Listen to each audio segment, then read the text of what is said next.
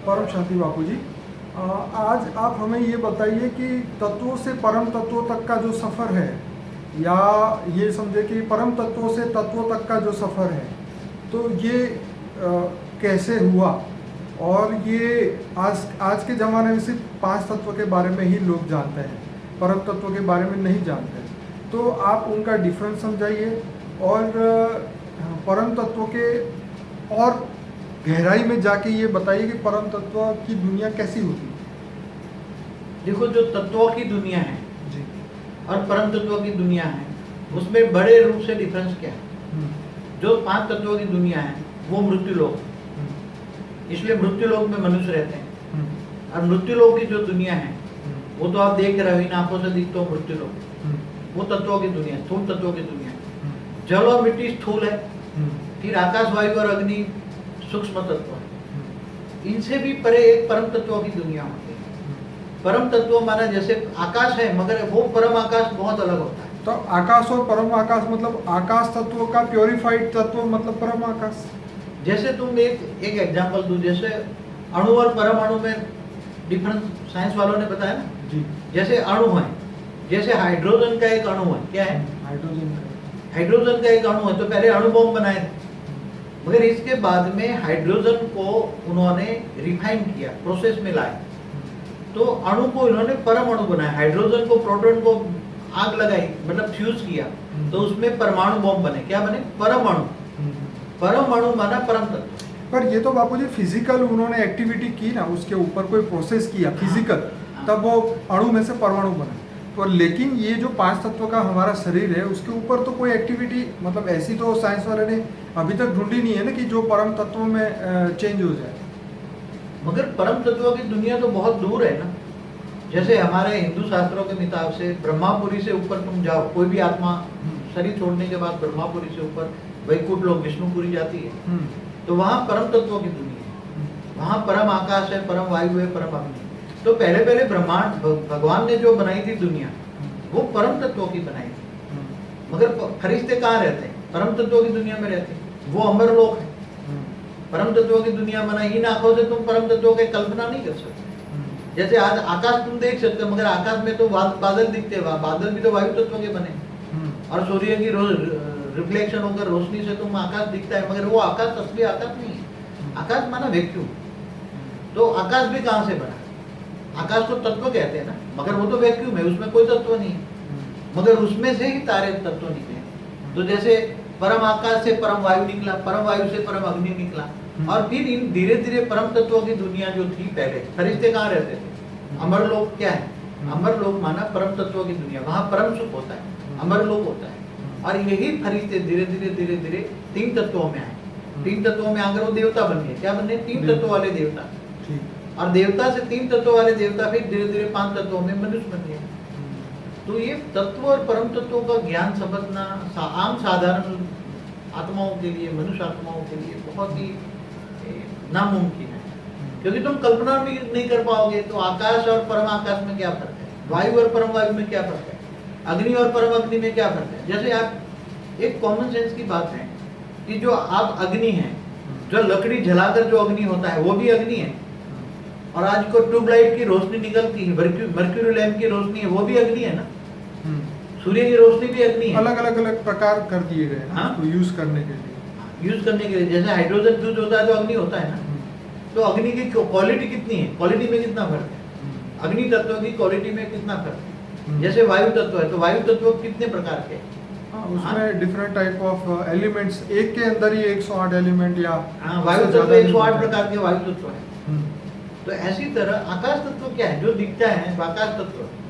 तो जब आकाश तत्व क्या है, पहले तुम्हें ये समझ पाना पड़ेगा आकाश तत्व भी कैसे बना। जब आकाश तत्व माना स्पेस, जब ये ब्रह्मांड बना है तो सबसे पहले तो स्पेस बनी होगी ना। कैसे बनी? स्पेस कैसे बनी? और स्पेस के आधार से टाइम बना। देखिए, ये बात तो सही है कि जो दिखता है वो तो पहले तो किसी ने बनाया ही है, तो इसमें तो कोई डिनाई नहीं कर सकता कि ये बिग बैंग हुआ और ये सब हो गया। ये तो पॉसिबल ही नहीं है। तो बात यह है कि अब उस समय में और इस समय में अंतर क्यों आ गया, परिवर्तन क्यों हो गया। मतलब हर एक को किसी को भी आप पूछेंगे तो ये यही बोलेगा कि हमारे समय में तो ऐसा होता था, आज के समय में ऐसा नहीं है, दुनिया बदल गई है, सब कुछ बदलता रहता है। तो क्या तत्वों के अंदर भी इतना बदलाव आता रहता है? देखो, कोई भी, जैसे एक आत्मा होती है, आत्मा का जब जन्म होता है तो सत्व प्रधान होती है। कैसी होती है? सत्व प्रधान। आत्मा के 3 गुण हैं, सत्व, रजो और तमो। तो जब इस ब्रह्मांड के मालिक शिव ने ब्रह्मा द्वारा जब संकल्पों से सृष्टि बनाई, तब जो आत्माएं, जो फरिश्ताओं की आत्मा थी, सत्व प्रधान थी, सत्व प्रधान आत्माएं माना फरिश्ताओं की आत्मा थी, तो उसके अंदर, आत्मा के अंदर परम प्रकाश की आत्मा थी, परम तत्वों की शरीर था। उसका शरीर क्या था? परम तत्वों का। तो सबसे पहले परम तत्वों से सोचते गए तो परम आकाश बना, परम आकाश से फिर ज्यादा सोचने लगे तो परम वायु बना, परम वायु से फिर अंदर धीरे धीरे धीरे संकल्प ज्यादा चलने लगे तो परम अग्नि बना। तो परम तत्वों की दुनिया थी, फरिश्ताओं की दुनिया थी। और तो सबसे पहले कोई भी सर्जन होता है, कोई भी दुनिया का सर्जन होता है, चाहे ब्रह्मांड हो, चाहे गैलेक्सी हो, चाहे यूनिवर्स हो, तो पहले पहले जो दुनिया बनती है वो सत्व प्रधान होती है, सत्व गुण होता है उसमें। प्रकृति भी 5 तत्वों की होने से पहले परम तत्वों की होती है, इसलिए कोई भी पहले सर्जन होता है वो परम तत्वों का होता है। फिर बार बार वही एनर्जी धीरे धीरे धीरे धीरे बार एनर्जी वेस्ट होती है, संकल्पों द्वारा सृष्टि बनाते जाओ बनाते जाओ बनाते जाओ बनाते जाओ। तो जब आत्मा धीरे धीरे सत्व से रजो में आती है, रजोगुण में आती है, तो दुनिया भी रजोगुण में आती है। दुनिया की स्टेज क्या बन गई? रजोगुण। पहले सत्व, सारी दुनिया सत्वगुण। दुनिया के आधार के कौन है? दुनिया किसके आधार से चल रही है? ये वायुमंडल भी कैसे बना? जैसे परम वायु परम अग्नि भी किसके संकल्पों से बने? जो फरिश्ता बने थे, फरिश्ताओं के संकल्पों से परम आकाश, परम वायु, परम अग्नि बना। तो जिनके आधार से परम तत्वों की दुनिया बनती है, वो धीरे धीरे परम तत्वों की दुनिया से बार बार मल्टीपल आत्माएं पैदा करते जाए, प्रत्यय करते जाए, तो वो फरिश्ता देवता बनते हैं। और इतने देवता, बेहिसाब देवता बन जाते हैं कि वो धीरे धीरे एनर्जी, आत्मा की एनर्जी सत्व से रजो और रजो से तमो आती है। तो 3 तत्वों की दुनिया, फिर 3 तत्वों से 5 तत्वों की दुनिया, फिर मिट्टी की दुनिया, जल की दुनिया, फिर धीरे धीरे वही मनुष्य धीरे धीरे जानवर बन जाता है। 84 लाख योनि में वही जीव, वही आत्मा जीव बन के भटकती रहती है। इसलिए आत्मा और परमात्मा में क्या फर्क है? तो अब इंसान, एक बात बताइए बापू जी, अगर कोई परम तत्व के बारे में जान भी लेता है तो उससे उस आत्मा को क्या फायदा? नहीं, मगर परमात्मा को जब तक न जाने तब तक परम तत्वों की ज्ञान उसकी बुद्धि में आएगा ही नहीं। जब तक कोई अगर ये मानता है हाँ परम तत्व की दुनिया है या थी या है, ऐसे मानने के लिए मान लेगा, मगर इसे मानने से क्या होगा? मानने से तो कुछ होगा नहीं, ज्ञान आएगा आपके नाम। मगर ज्ञान तो आ जाएगा, तुम्हें ऐसे पता लग जाएगा कि हमारी ये गैलेक्सी है, गैलेक्सी के बीच में एक ब्लैक होल है, ब्लैक होल ने ये सारा, मगर तुम्हें ज्ञान मिल गया। मगर तुम्हें जाना है ब्लैक होल, वहाँ गैलेक्सी के सेंटर पॉइंट में जाना है, तो तुम जा सकते हो? नहीं, ज्ञान तो आता है, पहले आता है ज्ञान। मगर योग माना कनेक्शन। तुम जैसे तुम्हें परम तत्वों की दुनिया में जाना है तो परमात्मा को जानना पड़ेगा। परमात्मा को जानोगे, पहचानोगे, उससे पावर लोगे तो आत्मा के अंदर पावर आएगी। तो आत्मा जब अंत में शरीर छोड़ेगी तो वो आत्मा सदगति होगी और वो आत्मा परमात्मा बनकर परम पिता के पास, परमात्मा के पास चली जाएगी, तो परम तत्व की दुनिया में जाएगी। तो पहले ज्ञान अच्छी बात है, मगर जब तक परमात्मा को न जाने, परमात्मा को न जाने, तब तक परम तत्वों की दुनिया का जाने का ज्ञान नहीं। पर आज का साइंस तो तत्वों में मतलब अलग अलग ग्रहों पे जाना चाहता है, वहां जाके सब डेवलप करना चाहता है। मगर ग्रह क्या है? जैसे ग्रह अलग अलग है, जैसे गुरु ग्रह है, वो तो वायु तत्व का है। दूसरे ग्रह ज्यादातर कोई धरती तत्व का है, किसी के अंदर जल है, किसी के अंदर जल बर्फ के रूप में है, कई अलग अलग है ना। कोई वायु तत्व का है, मगर जो अगर कोई, जैसे ये सूर्य है तो सूर्य अग्नि तत्व का है ना। सूर्य में क्या है? अग्नि तत्व का, तो उसके अंदर कोई जा सकता है? लेकिन शास्त्रों के हिसाब से सूर्य देव सूर्य के अंदर ही रहते हैं। जो सूर्य नारायण देवता कहते हैं, सूर्य भगवान जो सूर्य देवता का मालिक है, तो उसका शरीर वो तो अंदर ही रहेगा ना। मालिक है तो अंदर रहेगा ना, क्योंकि उसका शरीर कैसा होगा? शरीर उसका अग्नि तत्व का बनी होगा, तो शरीर अग्नि तत्व का है तो अग्नि तत्व में जाएगा। जैसा आज अग्नि तत्व से रिस्ट्रिक्टेड कपड़े पहन के नहीं अग्नि के अंदर घुसते हैं। हाँ? तो वो कपड़े ऐसा बुलेट प्रूफ जैकेट है या पानी के अंदर भी जाने के लिए उसकी पोशाक है, बुलेट प्रूफ है, वाटर प्रूफ है, अग्नि तत्व का प्रूफ है, फायर प्रूफ है। तो ऐसे ऐसे आज बन रहे हैं ना साइंस वाले। तो ऐसी तरह मगर जो अग्नि देवता का शरीर जो है, अग्नि देवता का शरीर अग्निमय होता है, उसका शरीर अग्नि तत्व का है, तो अग्नि तत्व उसको जला नहीं सकती। इसलिए जा सकता है, सूर्य में अंदर जा सकता है सूर्य देवता। जैसे मछली है वो पानी के मतलब उसका जो बॉडी है उसके अंदर रहने के लिए बना हुआ है, तो वो पानी में ही रहता सभी है। की बॉडी अलग अलग अलग तरह से बनी है, कोई जल में रहता है, कोई वायु में रहता है। तो ऐसी तरह परम तत्वों की दुनिया में रहने वाले, अमर लोक में रहने तो वाले। क्या सूर्य के अंदर भी ऐसा जीवन होगा? क्या सूर्य के अंदर भी ये सब? अभी तो सूर्य नारायण देवता ही मनुष्य बन गया है, तो वहाँ कोई नहीं है अभी। वहाँ कोई वहाँ भी कोई सब सूर्य खाली नहीं, कोई नहीं है, सब सारे देवता मनुष्य बन गए। चाहे इंद्र हो, चाहे कोई भी हो, सारे देवता मनुष्य बन गए। तो बापू जी एक बात ये बताइए कि जैसे मंगल पे अभी ये जा रहे हैं, उनको ये मिल रहे हैं, निशानियाँ मिल रही है कि वहाँ पे 400 मतलब 4 करोड़ साल पहले पानी था, और अब जैसे भी वो रेंज रोवर या जो भी है रोवर गया है वहाँ पे और नई नई इन्वेंशन ढूंढ रहा है और नए फोटोग्राफ भेज रहा है पृथ्वी पे, तो सबको ये लग रहा है क्या रियलिटी में वहाँ पे कुछ मिलेगा क्या वहाँ पे, कि कोई मतलब दुनिया थी पास्ट में? देखो, सारे अलग अलग प्रकार के साइंटिस्ट जो हैं जी। वो अलग अलग हिस्ट्री में जा रहे हैं। अभी सारे सभी लोगों को ये लगने लगा है कि ये धरती मनुष्य के रहने के लिए परमानेंट जगह नहीं है, क्योंकि यहाँ नेचुरल कैलेमिटी आती है, कभी विनाश होता है, ऊपर से पत्थर, क्या बोलते हैं उसको, पत्थर को ऊपर जो घूम रहे हैं करोड़ों पत्थर, वो धरती पर आकर गिरते हैं तो वो विनाश होता है। तो ये सभी अभी ये सोचने लगे कि ये धरती मनुष्य जो है, मनुष्य सेफ नहीं है, मनुष्य जीवन सेफ नहीं है, इसलिए कभी मंगल पर जीते हैं। तो मंगल पर पहले मनुष्य होगा ना, मंगल देवता ने बनाया, बृहस्पति ने बनाया, तो बृहस्पति पर 3 तत्व, वायु वाला बॉडी होगा, वायु गुरुदेव जो है, बृहस्पति देवता कौन था, देवताओं का गुरु। तो देवताओं का गुरु ने ये गुरु ग्रह बनाया, शुक्राचार्य ने शुक्र बनाया, तो असुरों का बाबू जी गुरु। जैसे हम पृथ्वी लोक के वासी, यहाँ के लोग हम दूसरे ग्रह में देखने जा रहे हैं, तो क्या वहाँ के रहने वाले भी लोग यहाँ पे आते होंगे देखने? डेफिनेटली, मगर ऊपर वाले जो एलियंस कहते हैं जिसको, दूसरे हाँ। पर ग्रह से आते हैं या दूर से जहाँ आते हैं एलियन, मगर इनके पास तो नॉलेज है, यहाँ का सब कुछ नॉलेज है, इनके पास जो साइंस टेक्नोलॉजी बहुत हाई है। कल तो भी ये क्यों ऐसा प्रूफ नहीं कर देते कि हम लोग वहाँ से आए हुए हैं या हमारी टेक्नोलॉजी ये अलग थी? मगर वो तो टेक्नोलॉजी में, देखो टेक्नोलॉजी में तो बहुत डिफरेंस है।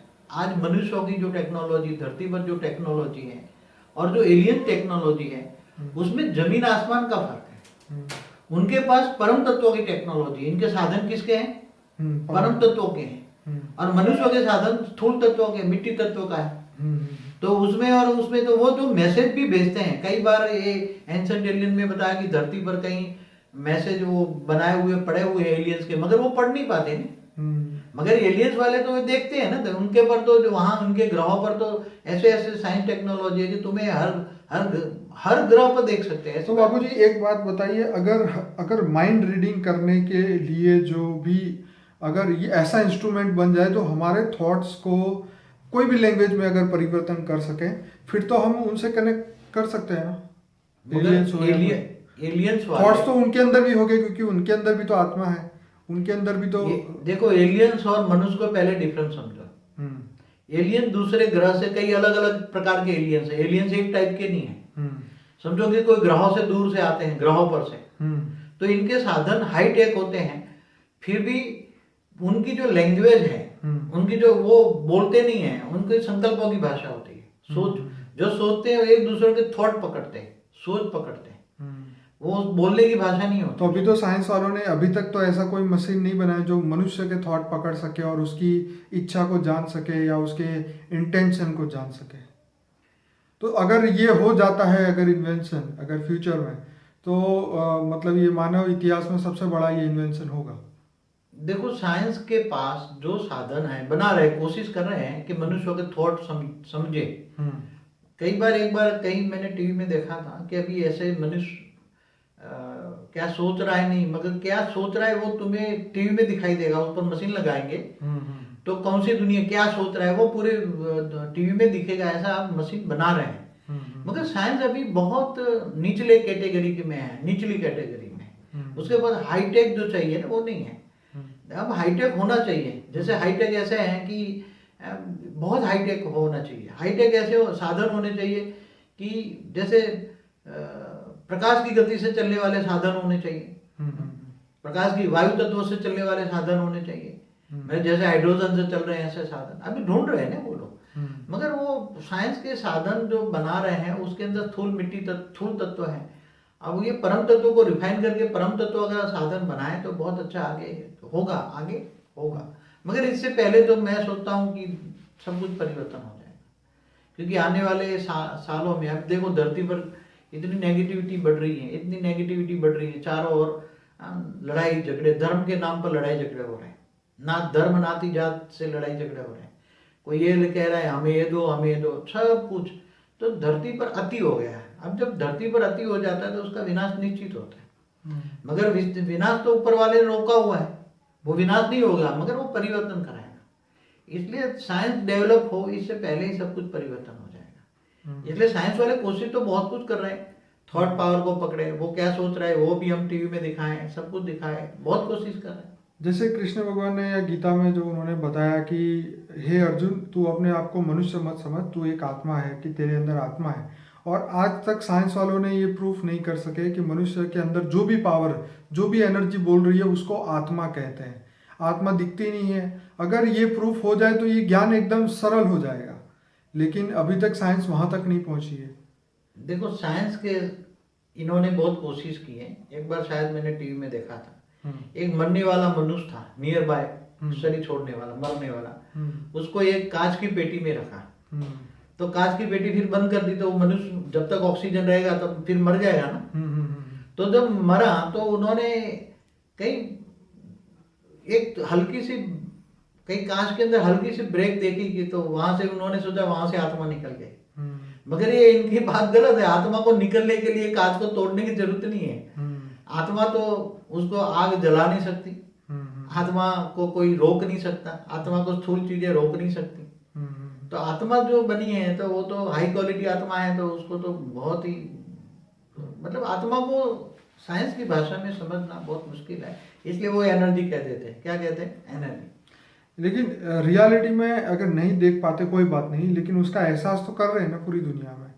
इसको एनर्जी बोलते हैं, या अब तो हर धर्म के अंदर ये सब क्लियर होता जा रहा है कि जो भी सोल्स है, स्पिरिट है, उसके अंदर मेमोरी है हर चीज की। मतलब पास्ट में जितना भी समय वो आत्मा का सर्जन हुआ तब से लेके उसकी मेमोरी तो उसके अंदर रहती है ना, भले वो नहीं दिखती।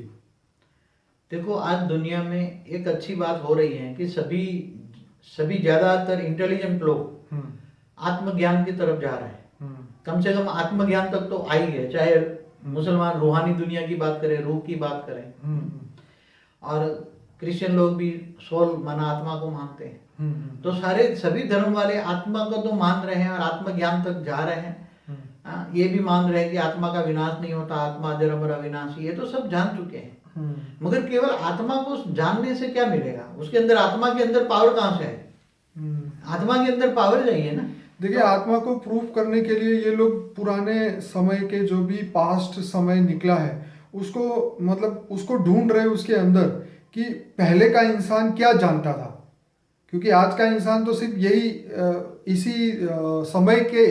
इसी समय के हिसाब से वो थोड़ी बहुत टेक्नोलॉजी जानता है। लेकिन आज से जो 1 लाख साल पहले जो मनुष्य था, जो कि 50,000 साल वो मनुष्य शरीर में रह सकता था, वो ऐसी कौन सी टेक्नोलॉजी जानता था या वो ऐसा कौन सा ज्ञान जानता था।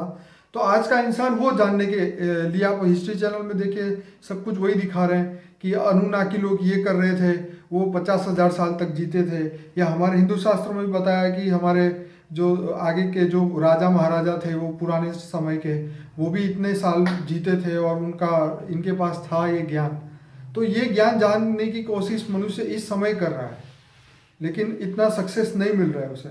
देखो सारी दुनिया में चाहे सभी चैनल वाले अब ढूंढने लगे हैं, हिस्ट्री वाले हो, हिस्ट्री चैनल हो, पूरी हिस्ट्री, लाखों साल की, करोड़ों साल की हिस्ट्री निकालते हैं लोग। चाहे पहाड़ों में खोद कर निकालते हैं, चाहे पिरामिड खोद कर निकालते हैं, चाहे सब बड़े बड़े चित्र लगे पड़े हैं पहाड़ों के बीच में, वो चित्रों को एनालाइज कर रहे हैं। तो हिस्ट्री, मतलब हिस्ट्री ये बता रहा है कि हमारे पूर्वज 50,000 साल जीते थे, उसकी आयु 50,000 साल थी। मगर ये नहीं रियलाइज कर पाए, आज तक ढूंढ पाए कि वो 50,000 साल क्यों जीते थे। जैसे सतयुग के अंदर मनुष्यों की आयु 50,000 साल थी धरती पर।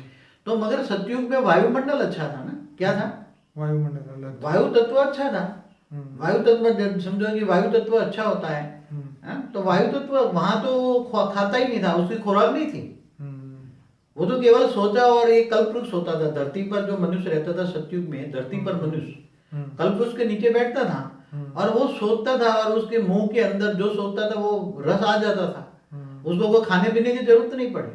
खाने पीने की जरूरत तो त्रेता के बीच में से शुरू पड़ी, वो भी फल फ्रूट खाते थे। खेती की जरूरत तो त्रेता के अंत में खेती की जरूरत पड़ी, पहले ये खेती कोई करने वाला नहीं था।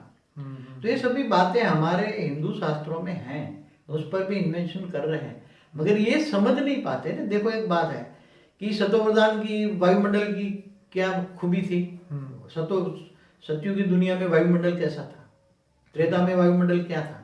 तो वायुमंडल के आधार पर आत्मा का शरीर बनता है और शरीर के आधार पर आत्मा की स्टेज बनती है। जैसे मन का कनेक्शन शरीर से है और शरीर का कनेक्शन मन से है, और मन का है, मन है बुद्धि, मन है बुद्धि के अंदर। बुद्धि कहाँ से आई, आत्मा, मन कहाँ से आया। तो पहले ऐसा मन नहीं था, मन अच्छा था, बुद्धि अच्छी थी, तो आत्मा के अंदर मन बुद्धि और संस्कार है। तो आत्मा के अंदर मन कहाँ से आया, आत्मा के अंदर बुद्धि कहाँ से आई। पहले तो जब आत्मा का जन्म हुआ होगा तब तो मन बुद्धि संस्कार नहीं होंगे ना, होंगे। जब आत्मा का जन्म होता है, नई नई आत्मा बनती है, तब आत्मा स्वतः प्रधान होती है। तो जैसे जैसे एक्ट में आती है, कर्म में आती है, ऐसे ऐसे बुद्धि बनती है, बुद्धि होती है, फिर मन बनता है, मन बनता है, ऐसे कर्म से हिसाब से संस्कार बनते हैं, और जैसे जैसे संस्कार होते हैं ऐसे ऐसे धरती के सभी मनुष्यों के वायुमंडल बनता है। वायुमंडल बदल के वायुमंडल अच्छा होता है तो लोग सुखी होते हैं। सतयुग में इसलिए लोग सुखी थे, इसलिए सुखी थे, इसलिए वायु। ये परम तत्व की अगर दुनिया यहाँ पे आ जाए तो क्या यहाँ का इंसान सुखी हो जाएगा? अगर परम तत्व को यहाँ उतारा जाए तो ये धरती सब कुछ वायुमंडल ही परम तत्व का बन जाएगा। तो ये मृत्यु लोक से अमर लोक बन जाएगा। बात एक ही है, परम तत्व की दुनिया बन जाएगी। परम तत्व का एक बूंद भी यहाँ उतारो ना, परम तत्व की एक बूंद भी यहाँ आ जाए, यहाँ धरती पर, तो सारी धरती है ना ये परम तत्व की बन जाए। सारी धरती ये डाइल्यूट हो जाए परम तत्व एक बूंद से, क्योंकि कहते नहीं कि एटम से पूरा यूनिवर्स परिवर्तन हो जाना चाहिए ना, विनाश की जरूरत ही क्या है? तो परिवर्तन ही होना है ना। ऑलमाइटी अथॉरिटी का काम है, कोई मनुष्य आत्मा का काम नहीं। वो कर रहा है अपना गुप्त वेश में, वो काम कर रहा है गुप्त वेश में। क़यामत के दिन पर खुदा ताला आया हुआ है नूर स्वरूप से धरती पर आकर, वो गुप्त वेश में काम कर रहा है, इसलिए मगर कोई उसको जान नहीं सकते। तो बाबूजी हिंदू धर्म के अंदर भी बोला है कि कल की अवतार होगा। कल के अवतार को तो काफी टाइम बाकी बताया है अभी तो। सफेद घोड़े पर आएगा, तलवार लेकर सभी असुरों का विनाश करेगा, इससे पहले सब परिवर्तन हो जाएगा। कल के अवतार तो भगवान विष्णु के अवतार की बात है ना। भगवान विष्णु का 24वां अवतार कल के अवतार होगा, ऐसा बता रहे हिंदू शास्त्र। मगर कल की अवतार को तो अभी काफी साल बताए हैं। कल की मंदिर भी बना हुआ है, जयपुर में भी मंदिर है जहाँ कल की अवतार होना है, वहां भी कल की मंदिर बना के इसका इंतजार कर रहे हैं कि कल की भगवान जन्म लेंगे, आएंगे आएंगे आएंगे, बता रहे हैं। मगर कल की अवतार होने से पहले, क्योंकि ये धरती तो अब 10 साल नहीं चलनी है, अगर ऐसी चली तो क्या। आज खाने जैसा अन्न नहीं है, पीने जैसा पानी नहीं है, और वायु तत्वों में ऑक्सीजन नहीं है, तो कैसे धरती चलेगी। तो फिर भी बाबूजी ये 500-1000 साल से तो देख ही रहे हैं कि चल ही रही है। क्यों, अभी 10 सालों में जो नेगेटिविटी बढ़ रही है, 10 साल में वायु तत्वों में कितनी गड़बड़ है। हाँ, ये है कि पॉपुलेशन इतनी बढ़ रही है कि आगे आने वाले समय में बहुत सारी आने वाले केवल 10 सालों में वायु तत्वों में नेगेटिविटी कितनी है, कार्बन डाइऑक्साइड कितना बढ़ गया, ग्लोबल वार्मिंग कितनी हो रही है, नेचुरल कैलेमिटी फिर बढ़ेगी ना। वो तो ये सब नेगेटिविटी बढ़ने से मनुष्य की जो है, इंसानों की जो आयु है वो कम हो रही है। तो आयु कैंसर हो रहा है। जैसे पहले नॉर्मल ह्यूमन बीइंग 100 साल जीता था, आज वो 70 हो गया है या 60 हो गया है। जैसे जैसे परिवर्तन हो रहा है तत्वों की दुनिया में, तो आयु भी कम होती जा रही है। तो आयु कम होने का मतलब है दुनिया का विनाश की तरफ जाना। दुनिया विनाश की तरफ जाना, विनाश अपने आप ही कर रहा है ना। कौन कर रहा है? मनुष्य ने अपने आप ही विकास के नाम पर विनाश किया ना। हाँ, ये बात। विकास के नाम पर आज इन्होंने इतने ऑयल निकाला, कोयला निकाला, इतना पॉल्यूशन हो गया, पॉल्यूशन से गड़बड़ी, सब कुछ गड़बड़ी हो गई ना। बाबूजी शास्त्रों में एक जगह लिखा हुआ था कि मनुष्य की आयु सिर्फ 20 साल थी, वो 5-6 साल में बड़ा मतलब मैच्योर हो जाएगा, 8-9 साल में उसके बाल भी सफेद हो जाएंगे। शास्त्रों में बताया कलयुग के अंत में मनुष्यों की आयु 20 साल की होगी, कलयुग के अंत में। मगर जो हिंदू बता रहे हैं कि कलयुग तो अभी 4000 साल का हुआ है ना। आप डिफरेंस समझो। देखो हिंदू क्या कह रहे हैं कि कलयुग को अभी 4000 साल ही हुआ है, कितना? हाँ, और अभी 40 लाख साल पड़े हैं। नहीं, 4,28,000 साल बाकी है अभी तो। बाकी है, अभी 4,24,000 बाकी अभी है। तो कलयुग छोटा बच्चा है क्या? बच्चा है। अभी तो छोटा सा एकदम बच्चा है, अभी तो कलयुग की शुरुआत है। अगर कलयुग की शुरुआत ये है तो 4,28,000 साल चलेंगे कैसे? हाँ, ये कॉमन सेंस की बात है। मगर इसके सामने अब हिंदू रहे कितने? तो पूरी दुनिया में 60 करोड़ हिंदू है। बाकी तो सब क्रिश्चियन मुसलमान जो है 500 करोड़ है। वो क्या कह रहे हैं? मगर वो भी तो सुनो ना, मेजोरिटी क्या कह रही है? तो धरती पर मनुष्यों में मेजोरिटी क्या कह रही है? क्रिश्चियन मुसलमान दोनों, यहूदी 500 करोड़ लोग कह रहे हैं कि क़यामत का दिन चल रहा है। और क़यामत के दिन पर खुदा ताला नूर स्वरूप से धरती पर आ जाएंगे और क़यामत के दिन पर सबको उठाकर कहाँ ले जाएंगे? स्वर्ग में ले जाएंगे। कहाँ जाएंगे? स्वर्ग में ले जाएंगे, फरिश्ता बनाकर। तो वो कह रहे हैं कि क़यामत का दिन चल रहा है। क़यामत का दिन को 35 साल हो गए। क्रिश्चियन मुसलमान 500 करोड़ मनुष्य आत्मा कह रही कि क़यामत का दिन चल रहा है। और हिंदू के 60 करोड़ ही हिंदुस्तान के अंदर मुश्किल से 60 करोड़ हिंदू हैं। हिंदू तो एक बिलीफ है, नथिंग एल्स। नहीं, हिंदू बिलीफ मेन बात चीज ये है कि आत्मा है ना, वो तो कोई भी है, कोई भी धर्म में है तो वो आत्मा ना। मगर लेकिन रियलिटी में जो आत्मा की जो इच्छा है, जो परमात्मा की वो मेन चीज है ना। अलग अलग धर्म में तो हर एक ने अलग अलग अपनी बातें बोली है, ये होगा वो होगा, लेकिन उसकी बात थोड़ी ना सही होती है। बीके वाले कब से चिल्ला रहे कि जी विनाश होगा विनाश होगा, वो बात तो पता नहीं कितने सालों हो गए इस बात को। लेकिन ये एक बंदे की बिलीफ थी और उस बिलीफ पे आज 10 लाख लोग फॉलो कर रहे हैं या 50 लाख लोग फॉलो कर रहे हैं। और दूसरे धर्म के अंदर 100 करोड़ है, कहीं 200 है, कहीं 500 है। उससे रियलिटी नहीं नक्की होती। रियलिटी नक्की होती है कि आत्मा क्या चाहती है। देखो, धर्म नाथ जात से परे अगर तुम चले जाओ तो आत्मा क्या चाहती है? आत्मा का तो कोई धर्म नाथ जात नहीं है ना, ये तो शरीरों का है ना। ये तो शरीरों का है। एग्जैक्टली। तो आत्मा क्या चाहती है? आत्मा कोई भी आत्मा क्या चाहती है? ये तो मनुष्य यही चाहता है कि हिंदू में जन्म हो गया तो चलो जी हिंदू की सब संस्कृति को एक्सेप्ट करो और उसी को फॉलो करते रहो। ठीक है, वो तो हर इंसान करता है और उसको करना भी चाहिए, हमें मना नहीं। लेकिन रियलिटी क्या है ये आपको पूछ रहे हैं। रियलिटी ये है कि आत्माएं सभी प्रकार की आत्माएं, चाहे स्थूल दुनिया पर मनुष्य आत्मा है, वो बात नहीं कर रहा। सूक्ष्म जगत में जो मनुष्य आत्मा है ना, इस वक्त खरबों मल्टीप्लाई है। हाँ, तो वो क्या चाहती? वो तो विदाउट धर्म है ना। वो तो सभी धर्म नाथ जात से परे जो ऊपर फरिश्ताओं की भी दुनिया है ऊपर, वो भी इस दुनिया से तंग हो चुके हैं। फरिश्ताओं की भी गिरती कला में आत्मा है। फरिश्ताओं को भी तो आत्मा है। हाँ, सूक्ष्म जगत की भी आत्मा है। हर एक की है। मनुष्य जन्म में जीव कीड़े मकोड़े में भी आत्मा है। तो सभी आत्माएं अभी सुख चाहती है, सुख और शांति चाहती है सभी आत्माएं। इसलिए सभी तंग हो चुकी है। सभी परमात्मा को याद कर रही है, परमात्मा आ और हमें मुक्ति दे। क्या मांग रही है सभी आत्माएं? मुक्ति मांग रही है। सभी आत्मा मुक्ति मांग रही है। तो मुक्ति देने के लिए तो ऑलमाइटी अथॉरिटी आएगा, उसके बिना तो कोई मुक्ति, जीवन मुक्ति दे नहीं सकता। अगर कर्म की थियोरी को बीच में अगर लाए हर एक धर्म की, क्योंकि जो कर्म है वो तो हर एक धर्म में बनता है, हर एक मनुष्य के लिए है। कर्म तो हर एक मनुष्य के लिए है, चाहे वो उसको बिलीव करे या ना करे। मगर कर्म जो साइकिल सिस्टम बना हुआ है मनुष्य का, कि उसकी जो सोच की जो पैटर्न है और उस सोच से जो कर्म बनता है, उससे जो रिजल्ट आता है, वो तो हर आत्मा उसको भोगने के लिए मजबूर है ना। यहाँ पे तो एक रूल्स चलता ही है ना कर्म का। धर्म को छोड़ के कर्म का रूल्स तो चलता ही है ना। कर्म की जो थियरी है, हर आत्मा कर्म की थियरी में कर्म बंधन में आती है। अब जब कर्म बंधन में कोई भी आत्मा आती है तो कर्म भोग तो भोगना ही है। मगर जब सभी आत्माएं सभी नेगेटिव बन जाती हैं, आत्माएं जब नेगेटिव बन जाती है, आत्मा में शक्ति नहीं रहती, आत्मा सतो रजो से तमो बन जाती है, तब सभी आत्मा एक साथ में चिल्लाकर भगवान को याद करके सभी अपने अपने इष्ट देव से मुक्ति मांगती है। क्या मांगती है? मुक्ति। मगर जो मायावी जगत में माया में फंसी हुई आत्माएं हैं, जो अल्पकाल का सुख है, क्षणिक सुख है, उसमें माया फंसी पड़ी है। तो रियलिटी तो एक दिन आखिरकार सबको समझ में तो आती ही है ना।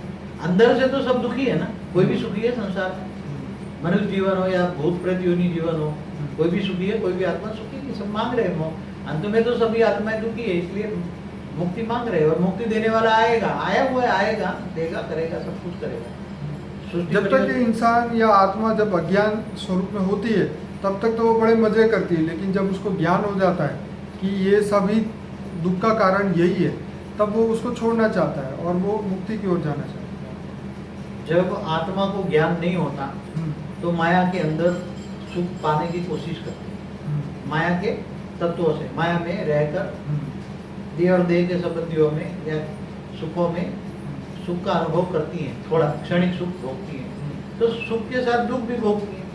अच्छा बाबू जी, एक बात ये बताइए कि जो परम तत्व है वो सिर्फ क्या अनुभव है?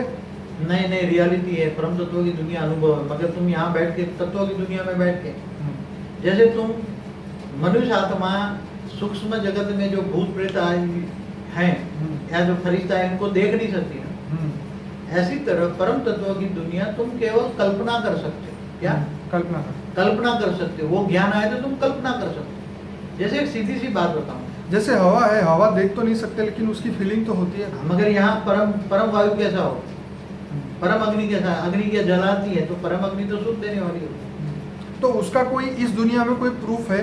नहीं है, बिल्कुल नहीं। तत्वों की दुनिया में परम तत्व हो ही नहीं सकते। जहाँ जैसे परम तत्वों की दुनिया में तत्व नहीं हो सकते, ऐसे तत्वों की दुनिया में परम तत्व नहीं हो सकते। जैसे दुखों की दुनिया में सुख नहीं होता, ऐसी तरह परम सुख की दुनिया में दुख नहीं होता। जैसे वैकुंठ लोक, विष्णु लोक में दुख नहीं हो सकता, वो परम तत्वों की दुनिया है, तो वहाँ तत्वों की दुनिया हो नहीं सकती। ये तो ऐसी बात हो गई जैसे ये भी एक कल्पना है कि वहाँ जाके दुख नहीं होगा। लेकिन अगर हम अपनी शास्त्र की बात पढ़े, शास्त्रों में देखें तो शंकर जी का जो देवताओं दानवों से जो युद्ध था, तो वो भी तो दुख ही था ना, सुख तो था नहीं ना। वहाँ बैठ के सेटिंग थोड़ी कर लेते थे, वो आपस में इतने शस्त्र चलाते थे, इतनी मारा कुटाइयाँ होती थी, या इतने वहाँ भी तो मतलब बहुत सारे मर्डर होते थे, खून होते थे। वहाँ तो कोई रुकने वाला भी नहीं होता था, जिसकी पास शक्ति है वही राजा है। इंद्र का भी ये हाल था, देवता का भी ये हाल था, दानव का भी ये हाल था। देखो सुख आएगा। मगर देवता और असुरों को पहले तुम समझो। शंकर जी महाराज हिमालय पे रहते थे, पहले शंकर जी महाराज की स्टेटस समझो। अब ब्रह्मा के स्टेटस समझो। ब्रह्मा भी असुरों को वरदान देते थे, शंकर भी वरदान देते थे। तो शंकर कहाँ रहते थे?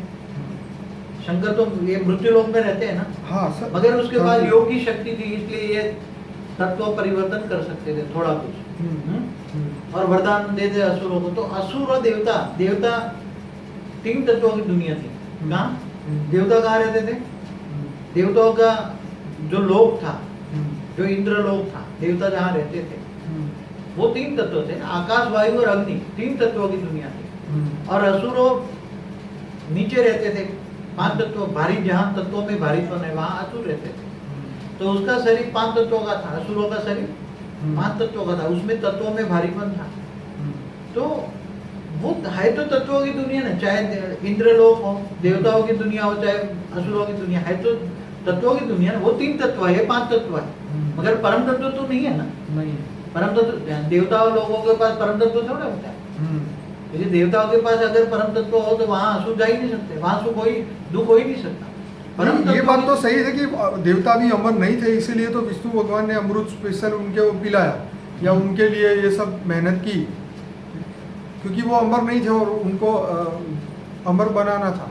चलो देवताओं को अमृत पिलाकर अमर बनाया, मगर फिर भी देवता अमर बने क्या? हर कोई आत्मा की एक आयु होती है। क्या होती है? आयु होती है। देवताओं की आयु कितना होता है? ब्रह्मा का एक दिन रात, माना देवताओं की आयु 8 अरब 64 करोड़ साल होती है। कितनी? देवता लोक की भी आयु, देवताओं की भी आयु और देवता लोक की। जब 8 अरब 64 करोड़ साल होता है तो स्वर्ग लोक भी खत्म हो जाता है, और देवता जो बच जाते अच्छे होते हैं देवता, वो ऊपर महालोक जनलोक में चले जाते हैं ऊपर, इसलिए वो बच जाते हैं। और जो ऊपर चले जाते हैं वो बच जाते हैं, बाकी देवताओं का विनाश होता है। देवता लोक भी विनाश होता है, देवताओं का विनाश होता है, 3 लोग खत्म हो जाते हैं। इसलिए तीनों लोगों की आयु कितना है? जैसे धरती की आयु कितनी है, तो भूलोक, भूगुरुलोक, स्वलोक, तीनों लोगों की आयु होती है। महालोक की भी आयु होती है, ब्रह्मापुरी तक की आयु होती है। तो आयु भी तत्वों के हिसाब से आयु होती है। कोई भी लोक, लेयर्स माना एक लोक होता है, तत्व, वहाँ तत्व रिफाइन होते हैं। ऊपर जाओ तो तत्व 3 तत्व रिफाइन हो जाएंगे। ब्रह्मापुरी तक 3 तत्व है, इससे ऊपर परम तत्वों की दुनिया है। तो परम तत्वों की दुनिया में कौन जाएगा? वो आत्मा अगर यहाँ तक 3 तत्वों में है तो उसको परम तत्वों की दुनिया में जाना है, अमर लोक जाना है, तो कैसे जाएगा? उसका शरीर परम तत्वों का चाहिए ना, तो शरीर के बिना कैसे परम तत्वों में जाएगा? ये बहुत अति गुह्य बातें हैं। भारत के हिंदू शास्त्रों जो है उसको समझना बहुत गहराई चाहिए। उनके समझने वाला और समझाने वाला दोनों अच्छा टीचर चाहिए। हिंदू शास्त्रों में इतनी गहराई है कि समझने के लिए और समझाने के लिए दोनों अच्छे चाहिए।